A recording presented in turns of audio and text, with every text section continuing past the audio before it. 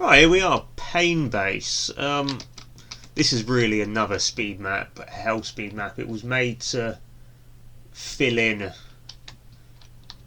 what is now map 31, a power trip, just because it was out of place, it was too hard, so I made this little hell jaunt instead. And it's average, it's okay. It's pretty non-threatening, but it's got a nice sense of place. There's obviously some sort of hellish base. I think there's there's a businessman up there watching you. And it just narratively, it still drives the player forward. I wanted every map to at least progress the player in the narrative in some way. And this one still does that. You're just carving through more hell stuff.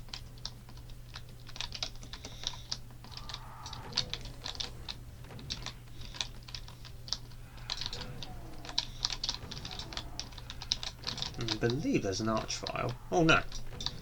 And that, I must put that in multiplayer only. Quite interesting. If you're looking for a challenge, I recommend playing CPD Solo Net. Got lots of arch files, revenants in difficult places, some cyber demons as well. Monster, I think I was scared to use in this Megawad, the cyber demon. Difficult to get right. I'm always concerned about tedium. And I don't like having the player having to grind things down.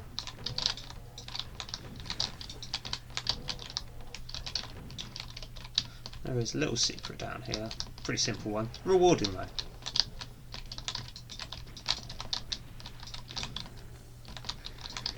There's a secret berserk in there as well, I think. Don't remember. Might be a hidden switch somewhere. Yeah, where is it? There is a secret here, I think. Oh, there it is.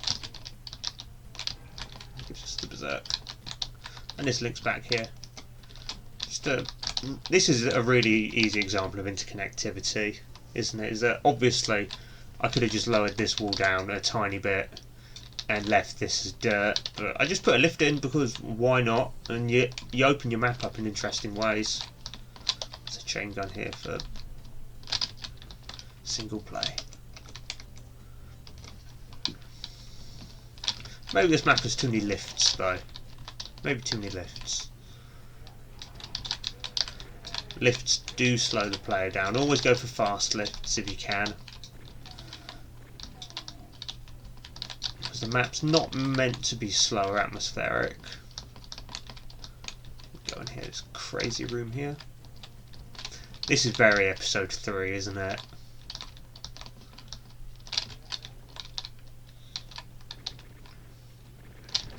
Oh, there should just be a mancubus around the corner.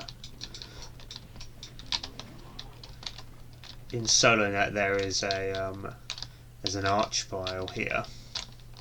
This is a nice example of distinctive lighting, you know, high contrast shadows. Do it if you can, always nice to do.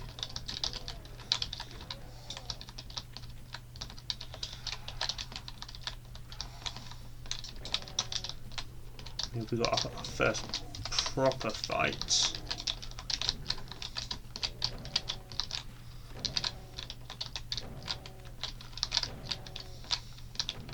In retrospect, I think a few players get here without the super shotgun, just because it's not well telegraphed.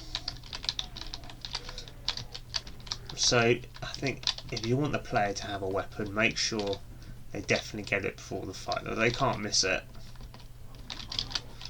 Okay, and here we go. There's just some hit scanners, some imps on this side, revenants on the other side. We just carve our way through. Ooh, ow. Need to pay attention.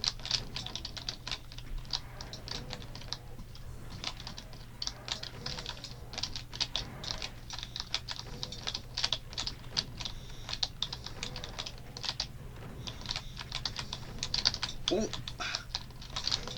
Oh, and I died. More challenging than I remember. Let's try again. Maybe I should have used the rocket launcher. I'm continuous playing after all. Okay, let's try again. Let's kill the Revenants first and miss all my rockets.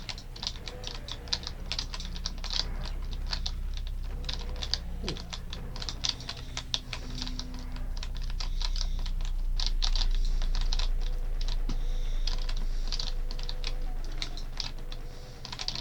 There we go, sorted. Ooh, still eat a Revenant rocket.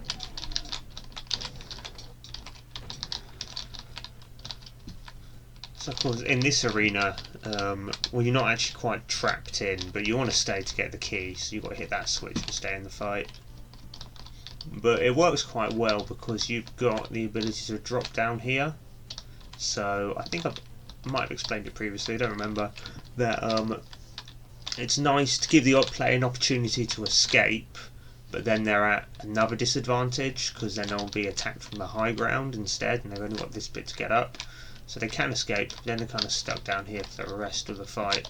So it's a trade-off. They can manoeuvre somewhere, but then they're also at a disadvantage afterwards. So split-second decision the player has to make. Got the yellow key, and this was just a really easy thing to do. Look at this corridor here. It's just, it made sense. You know, some mappers would have made this a lift. The player has to walk all the way back.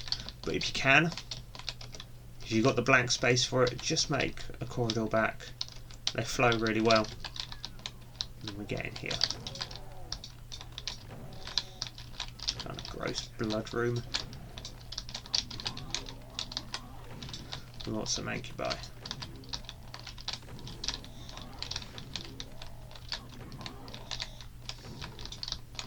Hit this and I should just teleport. Yeah, more Revenants. Too many Revenants in this Mega one, maybe. I do like them.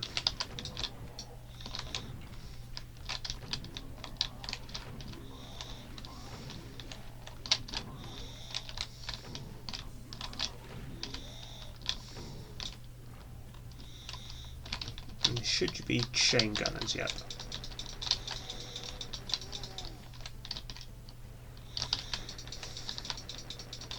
Really, what I should have done to make it more engaging is these switches don't spawn anything, but when you run to the blue key, something spawns behind you. Because once you hit that switch, you know there's going to be a trap on the upper one as well, and you'll be prepared for it. And this leads us back here to this wooden room, and right back to the blue door. Ooh, dodgy textures. Oh well, too late to fix it now.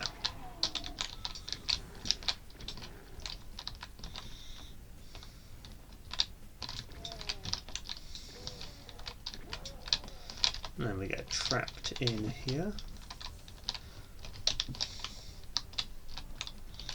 I feel like I missed the rocket launch. No, I didn't. I got it off the Revenant platform. So we get here and we've got a pretty boring fight, honestly. What I should have done, put a big pillar in the middle here and just make that an arch file so the player has to use the pillar. But instead we're just doing this. It's busy work. This, get out, and the final bit here.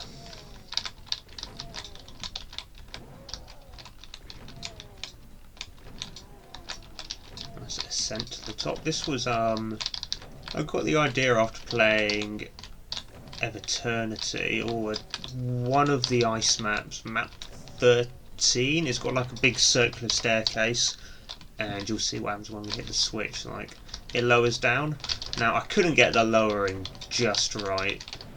I wanted the gaps to be larger so more enemies can shoot you as you go down, but instead it gets a little bit too easy. But it's still quite a fun effect.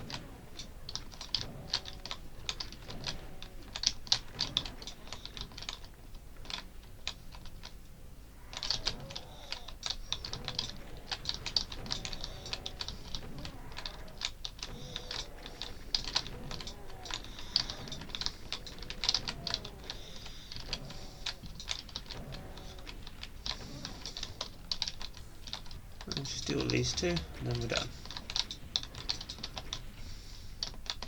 all the way over here, and our exit, we're ready to go.